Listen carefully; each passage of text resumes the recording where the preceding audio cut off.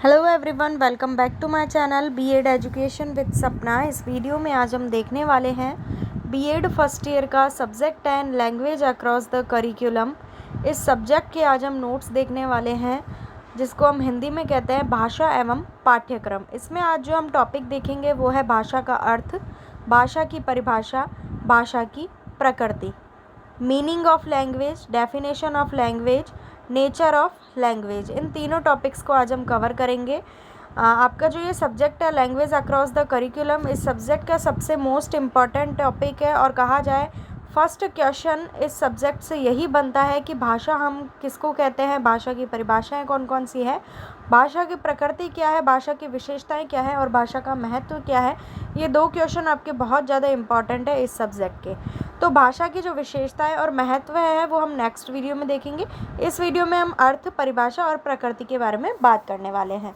तो चैनल पे अगर आप नए हैं, पहली बार वीडियो देख रहे हैं, तो चैनल को कर लीजिए फटाफट सब्सक्राइब और बेल आइकन को प्रेस कर लीजिए, जिससे आने वाली नेक्स्ट वीडियो की नोटिफिकेशन आप तक तुरंत पहुँच सके। आपको मेरे चैनल पर बीएड सेकेंड ईयर के भी नोट्स मिल जाएंगे, प्लेलिस्ट बनी हुई है, आप वो भी देख सकते हैं। साथ ही साथ वीडियो को लाइक और शेयर करें। सबसे पहले हम देखेंगे भाषा का अर्थ, मीनिंग ऑफ लैंग्वेज। भाषा भाव, अभिव्यक्ति। भाव क्या होता है? भाव और अभिव्यक्ति, हम जो भी सोचते हैं, हमारे जो भी मन में भाव चलते हैं, ये हमें किसी को बात बतानी है, क्योंकि आपके मन में क्या चल रहा है वो सामने वाले व्यक्ति को नहीं पता। तो आपको उसको बताना है, तो बताने के लिए आप क्या करोगे? अपने जो भाव हैं, जो विचार हैं, उनकी अभिव्यक्ति करोगे। अभिव्यक्ति का मतलब होता है अपने विचार किसी दूसरे व्यक्ति के सामने प्रकट करना, उसके समक्ष रखना। इसको हम कहते हैं अभिव्यक्ति। एवं विचार विनिमय का सांकेतिक साधन है। विचार विनिमय, विनिमय का मतलब होता है आदान प्रदान करना। तो अपने विचारों का आदान प्रदान करना सांकेतिक साधन है।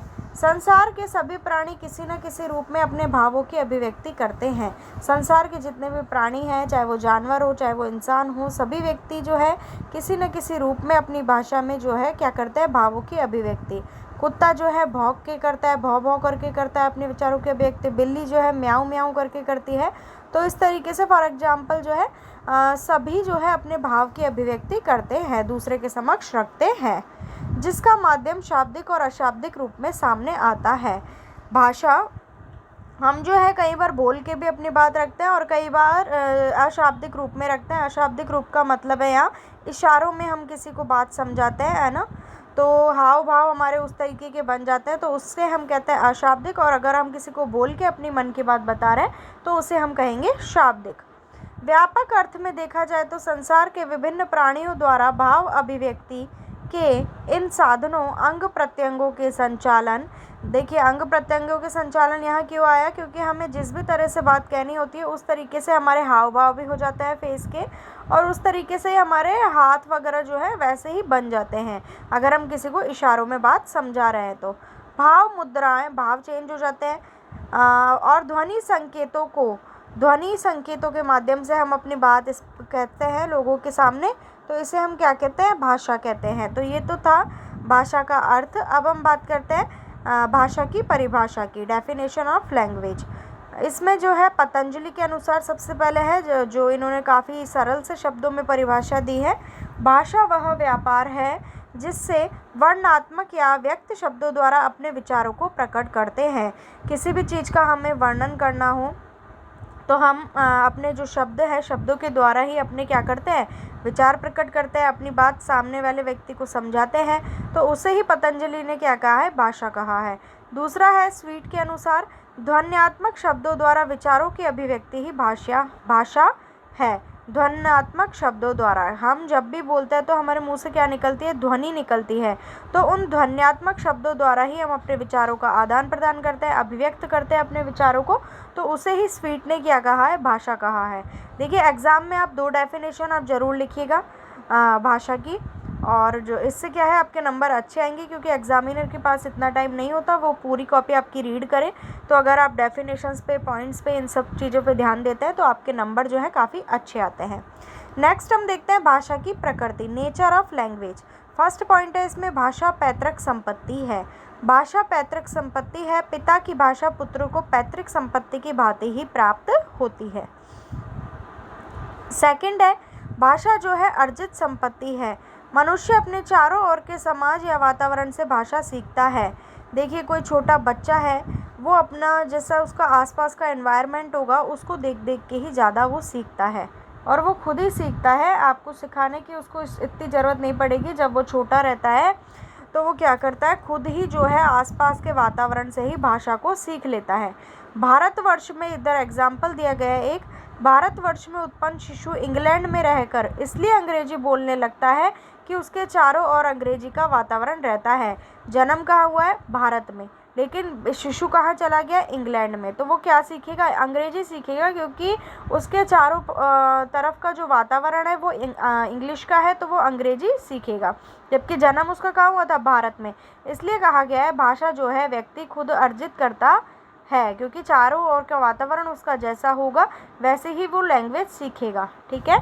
अतः स्पष्ट है कि भाषा आसपास के लोगों से अर्जित की जाती है, इसलिए भाषा को क्या बताया गया है? अर्जित संपत्ति। थर्ड पॉइंट है भाषा परंपरा है। व्यक्ति उसका अर्जन कर सकता है, उसे उत्पन्न नहीं कर सकता।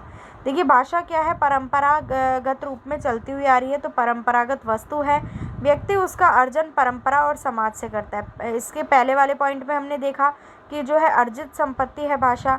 बच्चा अर्जित करता है अपने आसपास का वातावरण देख के, उसके सामने कैसी भाषा बोली जा रही है, हिंदी, इंग्लिश, XYZ कोई भी लैंग्वेज, तो वो अर्जन करता है। उसी तरीके से इसमें बताया गया है एक व्यक्ति उसमें परिवर्तन तो कर सकता है। देखिए, भाषा में आवश्यकता के अनुसार परिवर्तन हो सकते हैं, चेंजेस हो सकते हैं, किंतु उससे उत्पन्न वापस जो है नहीं किया जा सकता। आता है जो है समाज और परंपरा ही भाषा के जनक जननी है, क्योंकि समाज में रहकर ही बच्चा भाषा सीख रहा है। फोर्थ है भाषा का अर्जन अनुकरण द्वारा होता है। अनुकरण करना मतलब किसी को फॉलो करना, किसी की देख देख के एक तरीके से नकल करना। अनुकरण विधि आपने पढ़ी होगी, तो अनुकरण विधि का मतलब ही होता है सामने वाले को फॉलो करना। भाषा को हम अनुकरण द्वारा सीखते हैं। शिशु के समक्ष माँ जो कुछ कहती है वह सुनता है और धीरे धीरे उसे स्वयं सीखने का प्रयास करता है। आप लोग नोटिस कीजिएगा, एक छोटा बच्चा होता है, उसके सामने आप चाहे कुछ भी बोले, चाहे उसकी माँ बोले, चाहे कोई भी बोले XYZ, तो वो जो भी कुछ कोई बोलेगा तो बच्चा उस बात को बड़े गौर से सुनता है। चाहिए आप करके देखिएगा, तो इसी से वो है जल्दी सीख पाता है और धीरे धीरे उसको स्वयं भी क्या करता है? सीखने की कोशिश करता है। फिफ्थ पॉइंट है भाषा चिर परिवर्तनशील है। देखिए, भाषा के दो रूप होते हैं, एक होता है मौखिक, एक होता है लिखित। मूलतः भाषा केवल मौखिक भाषा को ही कहा जाना चाहिए, क्योंकि उसका जो लिखित रूप होता है वो मौखिक पर ही आधारित होता है। पहले हम बोलेंगे तभी तो लिखेंगे ना, तो इसलिए मौखिक भाषा का ज़्यादा महत्व है। इसलिए मौखिक जो है पहले, लिखित जो है बाद में। और जो लिखित होती है वो मौखिक भाषा पर ही क्या होती है? बेस होती है, उसका आधारित होती है, और उसी के पीछे पीछे जो है चलती है लिखित भाषा मौखिक भाषा के पीछे। 6 है प्रत्येक भाषा की एक भौगोलिक सीमा होती है। किसी भाषा का अपना वास्तविक स्वरूप अपनी सीमा के भीतर ही होता है। उस सीमा से बाहर जाने पर उसके स्वरूप में थोड़ा या अधिक परिवर्तन हो जाता है, या उस सीमा के बाहर अन्य किसी भाषा की सीमा शुरू हो जाती है। देखिए, सभी स्थानों पे अलग अलग बोलियां बोली जाती है, आपको पता है। हरियाणा में अलग बोली जाएगी, पंजाब में अलग बोली जाएगी, गुजरात में अलग बोली जाएगी, महाराष्ट्र में अलग बोली जाएगी। तो इस तरीके से स्थान परिवर्तन के साथ साथ भाषा में भी परिवर्तन होता है। वही यहाँ बताया जा रहा है कि स्थान के अंदर अपनी सीमा होती है और सीमा के बाहर जो है दूसरी लैंग्वेज शुरू हो जाती है। 7 है प्रत्येक भाषा की अपनी संरचना अलग होती है। देखिए, कितनी सारी भाषाएं हैं, तो क्या सबके लैंग्वेज सेम है? नहीं है। किसी की कैसी है, किसी की कैसी है, तो सबकी जो है संरचना में चेंजेस होते हैं, परिवर्तन होते हैं, अलग होती है। भाषा का स्वरूप एक सा नहीं हो सकता। उसमें ध्वनि के आधार पर, शब्द के आधार पर, रूप, वाक्य, अर्थ के आधार पर, इन आधारों पर जो है अंतर होता है। आदि किसी भी स्तर पर, एक स्तर पर या एक से अधिक स्तरों पर संरचना या ढांचे में अंतर अवश्य होता है। कहने का तात्पर्य यह है कि सभी भाषाएं सेम नहीं होती है। उनमें शब्द के आधार पर, ध्वनि के आधार पर, रूप के आधार पर, वाक्य के आधार पर या अर्थ के आधार पर जो है डिफरेंस होता है। इसलिए सारी भाषाएं अलग अलग होती हैं। तो यही बताया गया है इस पॉइंट में। तो ये थी हमारी आज की वीडियो, जिसमें हमने देखा भाषा का अर्थ, भाषा की परिभाषा और भाषा की प्रकृति। नेक्स्ट वीडियो में हम देखेंगे भाषा की विशेषता और भाषा का महत्व, जो काफ़ी इम्पोर्टेंट है। तो आप इसे अच्छे से तैयार कर लीजिए। चैनल पर नए हैं तो सब्सक्राइब कर लीजिए, वीडियो को लाइक और शेयर कीजिए ज़्यादा से ज़्यादा। मिलती हूँ मैं आपसे नेक्स्ट वीडियो में। Thank you.